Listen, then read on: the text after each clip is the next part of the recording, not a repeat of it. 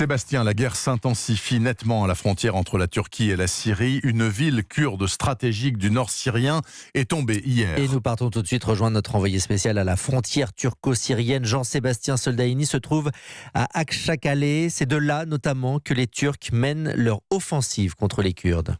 Le mur de la maison de Bédir fait face à la frontière. Les barbelés sont à quelques mètres. De l'autre côté, les forces kurdes se défendent et tirent en direction de la ville. Il y a 2 jours, ce père de famille s'est retrouvé avec un obus dans sa cuisine. Il y a quelques jours, tout était très calme. Et maintenant, on entend des explosions. On était conscient que le silence qui régnait ici avant l'attaque annonçait un danger. Alors c'est vrai, j'ai perdu une partie de ma maison.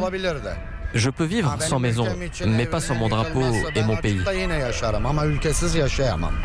Des haut-parleurs diffusent dans les rues la rhétorique du président Erdogan. Les combattants kurdes sont considérés comme terroristes. Hamza ne rentre pas dans ce débat. Il quitte la ville avec les 11 membres de sa famille. Les tirs sont juste à côté de nous. Nos voisins ont été tués. Pour être honnête, nous ne savons pas où aller. Mais on part. Vite. On prend juste ce dont on a besoin.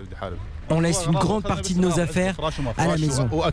Autour de lui, les rues se vident alors qu'en face, le Kurdistan syrien replonge dans les combats. Akçakale, Jean-Sébastien Soldaini, Europe 1. Les conséquences de cette opération militaire turque appuyée par des supplétifs syriens, les ONG craignent un nouveau drame humanitaire et la France a décidé hier soir de suspendre à son tour ses livraisons d'armes à la Turquie.